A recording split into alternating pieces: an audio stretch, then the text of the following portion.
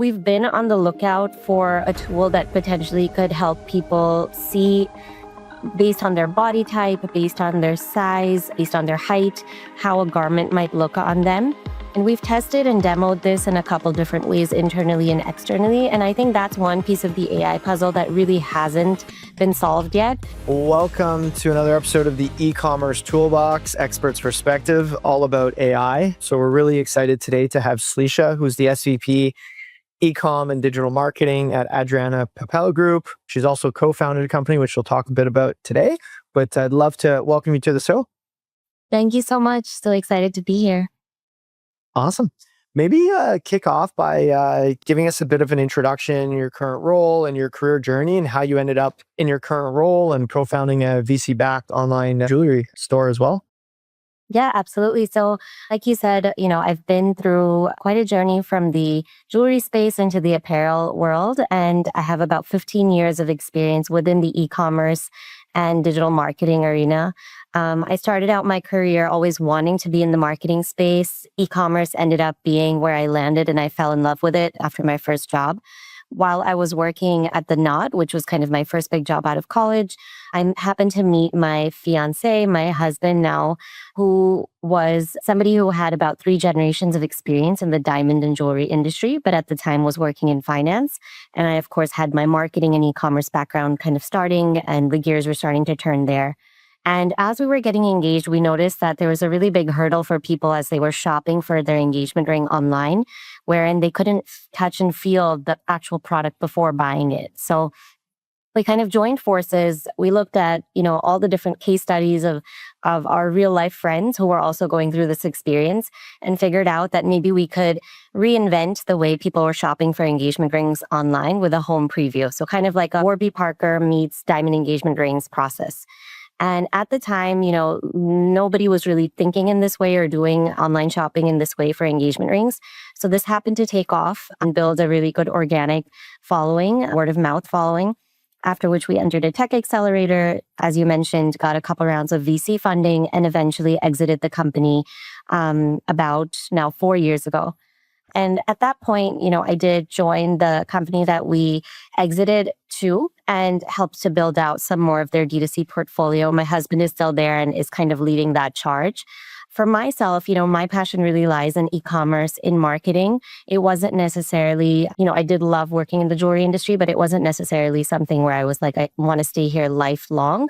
So I wanted to explore a new industry, and this really exciting opportunity at Adrianna Papell came up to lead their D2C division.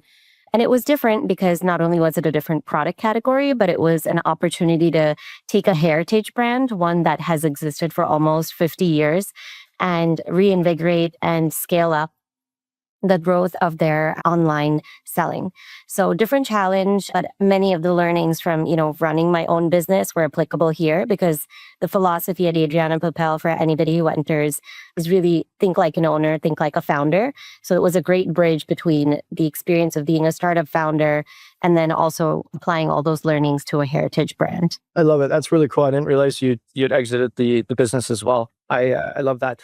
Well, I mean, with all your experience, we'll start off by fully understanding, like, from your vantage point, when has kind of AI in operations and in e-com gotten real? Do you think it's there yet? Obviously, GPT launched, I think, in 22, right? So from 22 to now, when did it kind of really get real from an operational standpoint from your vantage point? Yeah, so I've been at Adrianna Papell for a little over 2 years now. It's definitely been in the mix and the conversation heavily for the last year and a half. And I'm sure, even before that, from like a personal use case perspective, there was a lot of usage of AI. But now that there's more and more tools available, and also more legacy platforms that are very quickly integrating AI offerings into their solutions, it's become much more mainstream for not only just the top level executive tier or the, management tier of the company, but for everybody, even people who are stepping into like their first job out of college. They're expected to have an appetite to use AI.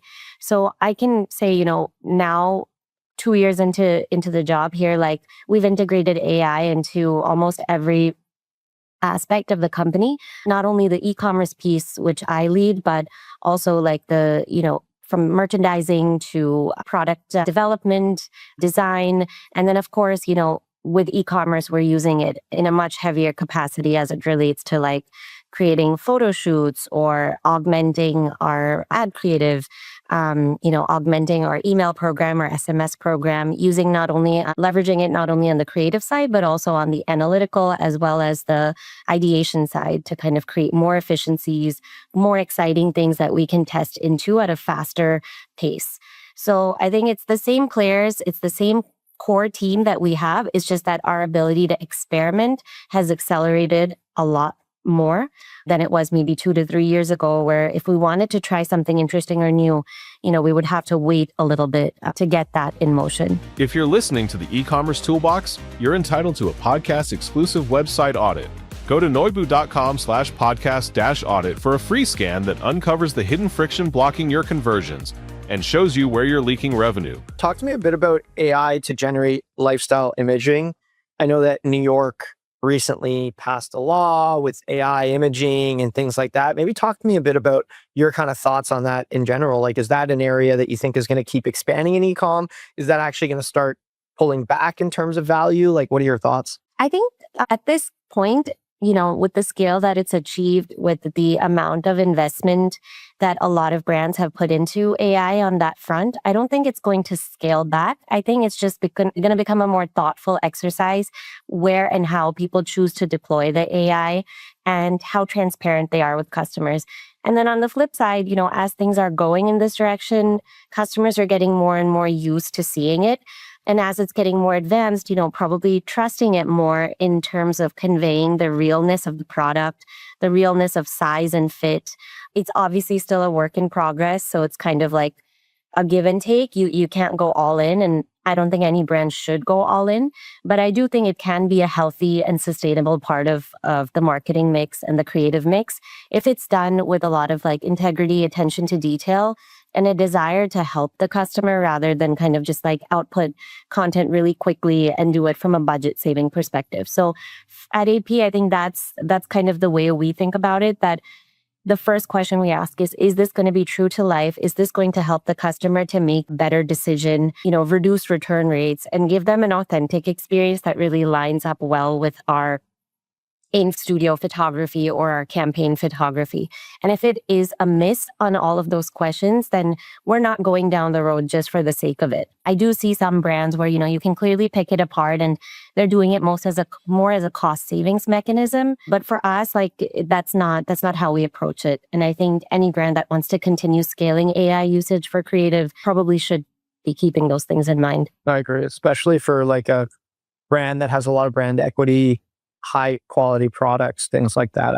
I totally see it. Do you have any examples of any kind of AI experiments that you tried but ultimately failed? Like some things that you tried and you're like, hey, like AI is just not there yet? Yeah, I think, we've been on the lookout for a tool that potentially could help people see based on their body type, based on their size, based on their height, how a garment might look on them. And we've tested and demoed this in a couple different ways, internally and externally. And I think that's one piece of the AI puzzle that really hasn't been solved yet. So we haven't, like I said, if it doesn't meet our barometer of realness, we don't launch this. So it's not something we put out there, but it is something we've been trying and testing with, but haven't found that success. And shopping online for clothing, especially for women's occasion wear, a lot of the struggle is really knowing how it looks on your own body type, on your own size. Oftentimes, it's hard, similar to kind of like shopping for an engagement ring online without feeling the garment, seeing it on your own self.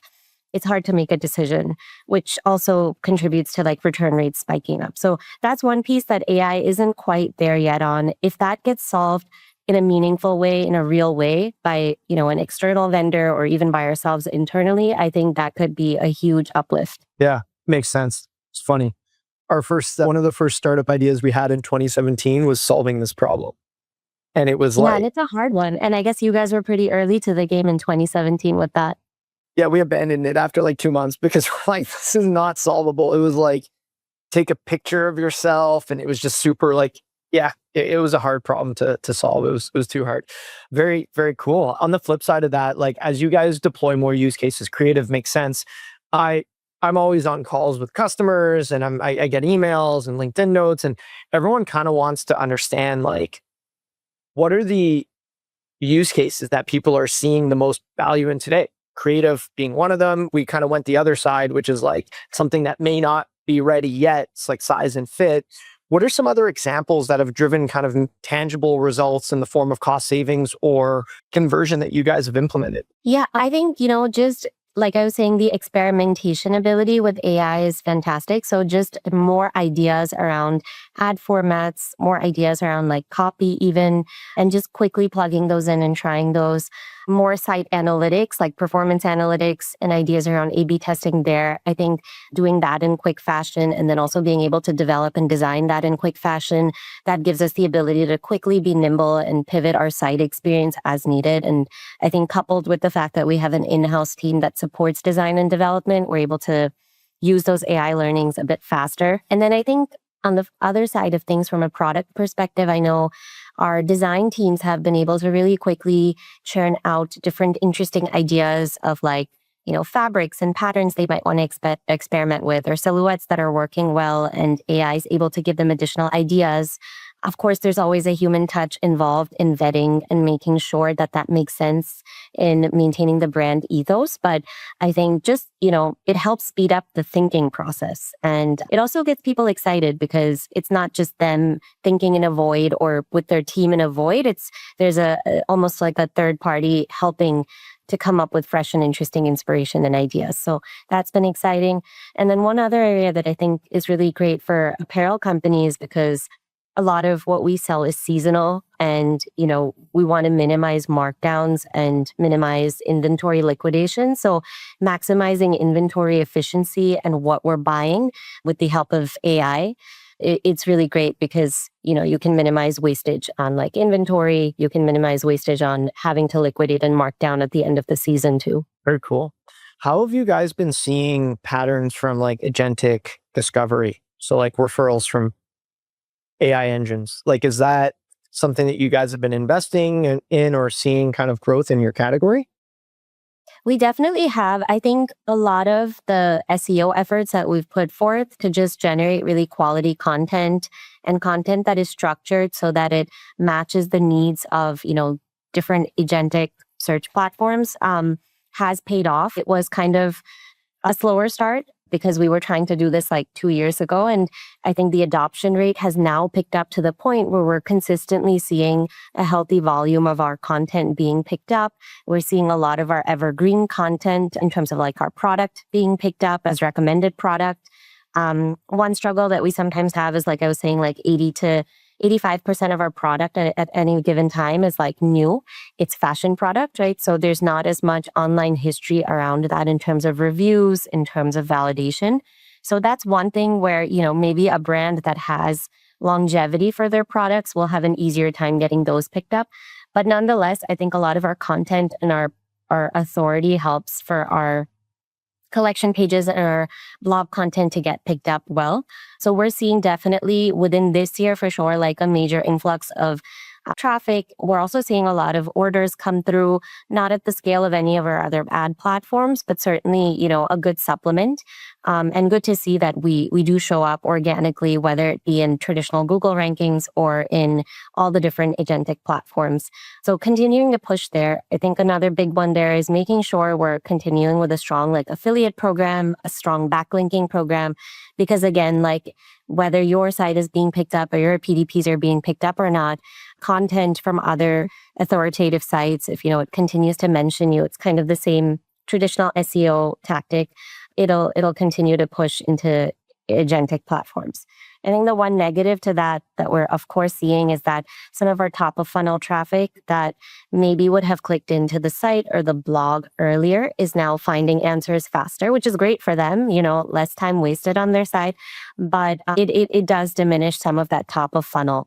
So I think, but that's not a big deal. I think there's ways to supplement that with other channels. It's kind of just a shift in the marketing mix and the way we think about our traffic mix. Yeah. to your point, it's like less control. It's interesting. Like what I've seen, so we have this data across our customer base. So just broadly speaking, what I've seen is the traffic volumes are relatively low compared, like they're quite low. The conversion's actually pretty good because usually when someone lands, they're converting high, but the overall traffic is low. But it is a bit dependent on your category. Like we see some categories like specialty items, like for example, we have customers that have, I don't know, almost like collector items, like 1977 specific Hot Wheel for this certain model that's kind of rare. And those types of products are actually, those companies are seeing a good amount of traffic. But then if it's like fashion, discovery, like we have a lot of brands like kind of similar space, luxury, this, that. Like I don't think people are discovering Cartier for the first time through ChatGPT. That's true. Yeah. Yeah, it's interesting. And I'm curious to see how it kind of shakes out. Are you guys experimenting with ads in those categories at all? Yeah, we're just starting to think about doing that. And I know that's been made a little bit easier as of late. So definitely on the radar and on the roadmap. Like you said, it's not something that's going to be all of a sudden meaningful in terms of spend compared to other channels, but definitely a good supplement and a test that we do want to undertake. Very cool. As we're looking to wrap up, do you maybe want to give us some thought process around what's like top of mind for you going into kind of this back half of 2026? I think, one thing that's always top of mind, I think for any marketer is like how to mitigate the rising costs on like traditional marketing channels. So when it comes to the intersection of that with AI, it's kind of like, how do we get the maximum learnings using AI out of what we've already done? And how do we kind of get ahead of the curve in terms of like consistently reducing like our cost of acquisition for our customers? Another big goal for the brand, for Adrianna Papell specifically, is also like using any learnings we can to understand like propensity to buy more product or to, come back to us at a faster pace as we think about our product development roadmap. So kind of, for me, using AI for those two types of things and being able to achieve some results there would be really exciting, especially as we head into kind of the busy part of the year where there's so much noise with, different sales, different events, and reasons to shop for people. Very cool. Well, thanks so much for your time. This was a great episode. Like I mentioned to you before we jumped on, like our customers, people in the space are all just honestly very thirsty to understand AI use cases that are going to drive conversion on their site, make them more operationally efficient. And I feel like it's just such an exciting time to be in commerce. Like I've been in it for about a decade now. And like, yeah, from 2015, 2016 to now, it's been really interesting. And I think this is a big platform shift. And I'm curious, above all, I think all the operational stuff is pretty obvious, what's going to happen over time. But I think the traffic and like the patterns, I'm most curious about. Like, I don't know how that's going to change, to be honest. I'm very curious. Like, I don't know what's going to happen. Yeah, we'll be in a very different spot a decade from now. So I'm sure things will have reinvented a few times over by then. Cool. Awesome. Well, thanks for your time and really appreciate it. Thank you so much. The e-commerce toolbox, AI in retail, is brought to you by Noibu. To find out more about Noibu and how we unify error monitoring, site performance, and experience analytics to uncover growth opportunities and skyrocket your revenue, visit www.noibu.com. That's Noibu.com. And then make sure to search for the e-commerce toolbox, AI in retail, on Apple Podcasts, Spotify, or anywhere else podcasts are found, and click subscribe so you don't miss out on any future episodes. On behalf of the team here at Noibu, thanks for listening.